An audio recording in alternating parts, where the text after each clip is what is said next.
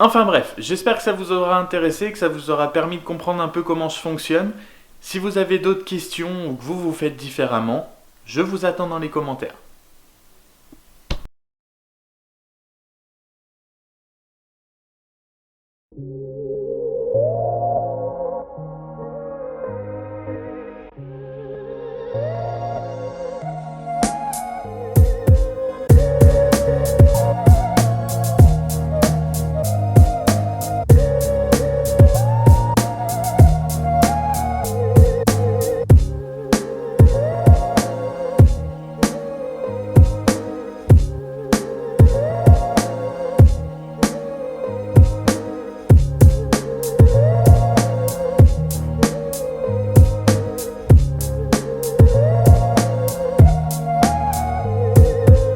J'interromps le tournage et le sujet principal de ce vlog quelques instants. J'ai une vidéo extrêmement importante à regarder visiblement. Yeah, the vlog's back.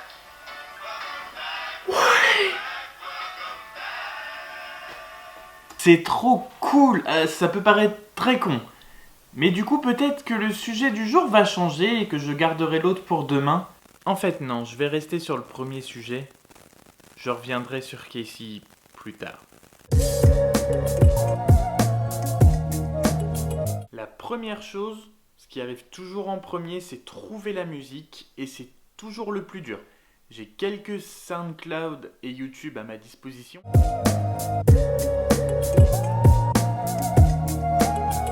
Mais c'est toujours une galère.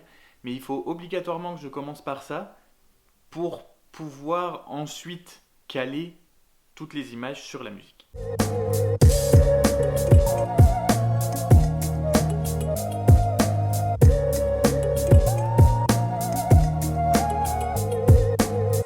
Alors, je ne vais pas donner tous les secrets, entre guillemets, ou je ne vais pas dévoiler exactement tout ce que je fais, parce que peut-être que je n'ai pas beaucoup d'abonnés, mais je tiens à mon mode opératoire. L'intro. Alors, l'intro, ça doit être la chose sur laquelle j'ai eu le plus de remarques et le plus de commentaires qui m'ont dit que c'était vraiment, entre guillemets, ma marque de fabrique.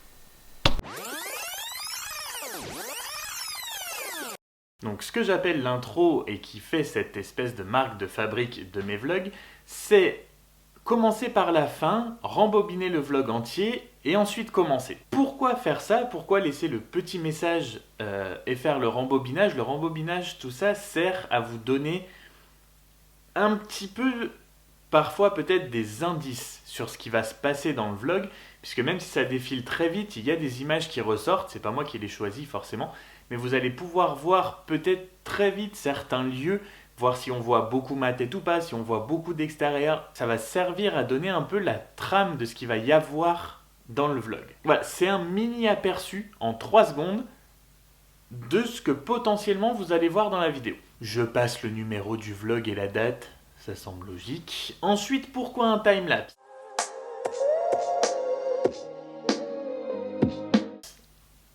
C'est esthétique, 100%.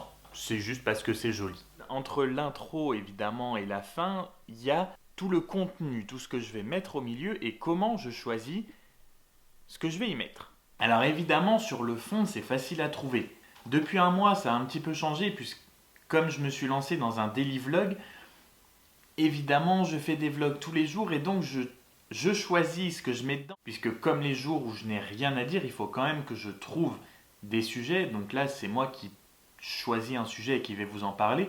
Mais sinon, les vlogs habituels, c'est toujours parce que je vais quelque part d'inhabituel ou que je vais à une soirée ou un événement ou quelque chose dont j'ai envie de garder une trace et de vous partager, puisque peut-être que vous, par exemple, vous ne pouvez pas y aller et vous pouvez vous demander à quoi ça ressemble de l'intérieur. Le plus intéressant à vous expliquer, ce serait sur la forme. Et là, en quelques plans, on a déjà un petit peu de forme. Si vous avez remarqué, j'ai souvent changé de décor. Je suis dans ma toute petite pièce de vie de chez moi et c'est fait exprès. Ça vient des vlogs que je regarde et ça vient aussi de moi. C'est-à-dire qu'un changement de décor, ça vous permet de ne pas, entre guillemets, de ne pas vous endormir. C'est-à-dire qu'en changeant de décor, vous allez voir quelque chose de différent à chaque fois et ça donne, même si je reste dans la même pièce, ça permet de donner un peu de rythme. Par exemple, là, vous voyez, je suis en train de vous donner l'exemple d'un vlog où je vous parle en face caméra et où je vous dis certaines choses sur la façon dont je monte le vlog. Est-ce que vous trouvez plus intéressant ça? Ou est-ce que vous ne trouvez pas que vous parlez des changements de décor dans une même pièce pour vous parler en face caméra et vous expliquer certaines choses, c'est plus sympa de cette façon-là? Ça, c'est pour le facecam. Mais honnêtement, ce qui m'intéresse le plus dans le vlog, c'est pas le facecam. Et pour moi, l'important, c'est évidemment de vous dire en facecam ce que je peux faire, ce que je vais faire, mais le plus important pour moi, c'est de vous le montrer. Et donc, c'est pour ça que j'inclus beaucoup d'images, notamment de Bordeaux et tout ça, dans mes vlogs, parce que même si c'est une simple sortie en ville comme la balade d'hier, je fais pas un vlog pour prendre la caméra, me mettre en facecam et vous dire « Alors voilà, je suis là, je me balade en ville, oh là là, il est en train de se passer ça » ou « Oh, ça c'est trop beau ». Et à la limite, vous le montrez 2 secondes sous un plan et voilà. Je fais un vlog pour que vous puissiez voir ce que je vois, que vous puissiez voir où je vais.